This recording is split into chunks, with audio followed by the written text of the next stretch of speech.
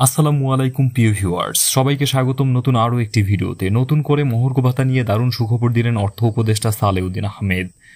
আসছে বাজেটে মহার্ঘ ভাতার জন্য বরাদ্দ রাখা হয়েছে বলে জানান তিনি। আজকের ভিডিওটিতে বাজেটে মহার্ঘ ভাতা নিয়ে যে সুখবর জানালো অর্থ উপদেষ্টা তা আলোচনা করব, তাই ভিডিওটি না টেনে সম্পূর্ণ ভিডিওটি দেখুন। সরকারি চাকরিজীবীদের জন্য চলতি অর্থ বছরের বাজেটে মহার্ঘ ভাতা চালুর ইঙ্গিত দিয়েছেন অর্থ উপদেষ্টা ডক্টর সালেউদ্দিন আহমেদ।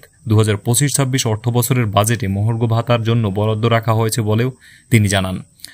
এছাড়াও তিনি জানিয়েছেন বিষয়টি সক্রিয়ভাবে বিবেচনাধীন রয়েছে এবং এর সম্ভাবনা মোটামুটি ভালো। মঙ্গলবার বৈঠক শেষে সাংবাদিকদের বিভিন্ন প্রশ্নের জবাবে তিনি একথা বলেন। অর্থ উপদেষ্টা বলেন, মহার্ঘ ভাতার বিষয়টি অ্যাক্টিভলি কনসিডার করছি।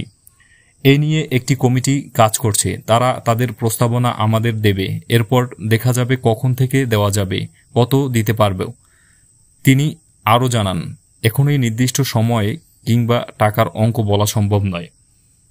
জানা গেছে অর্থ বিভাগের খসড়ায় 11 থেকে 20তম গ্রেডের কর্মচারীদের সর্বোচ্চ 20% এবং প্রথম থেকে 10ম গ্রেডের কর্মচারীদের 10 বা 15% হারে ভাতা দেওয়ার বিকল্প প্রস্তাবও রয়েছে।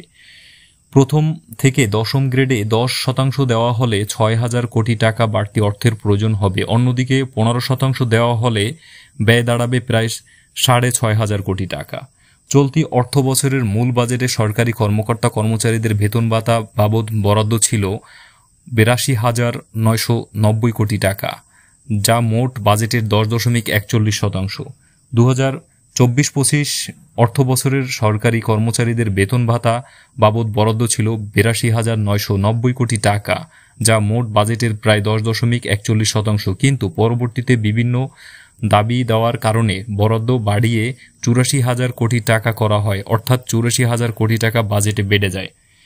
2015 সালের হওয়া 8ম পে স্কেল মূল্যস্ফীতি অনুযায়ী বার্ষিক ইনক্রিমেন্ট চালুর সুপারিশ ছিল।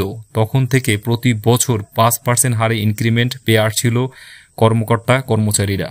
পরবর্তীতে আওয়ামী লীগ সরকারের আমলে 5% আরও বিশেষ প্রণোদনা হিসেবে সর্বনিম্ন 1,000 টাকা দেওয়া হয়। তবে 2023 সালের জুলাই থেকে জেনারেল ইনক্রিমেন্ট স্থগিত রয়েছে। তো ভিউয়ার্স, এই ছিল আজকের ভিডিওতে। পরবর্তী ভিডিও আসার আগ পর্যন্ত সবাই ভালো থাকবেন। ভিডিও শেষে একটি রিকোয়েস্ট, যদি আমাদের ভিডিওটি ভালো লাগে অবশ্যই একটি লাইক এবং পরবর্তী সকল আপডেট সবার প্রথমে পেতে চাইলে চ্যানেলটি সাবস্ক্রাইব করে সাথেই থাকবেন। ধন্যবাদ। আল্লাহ হাফেজ।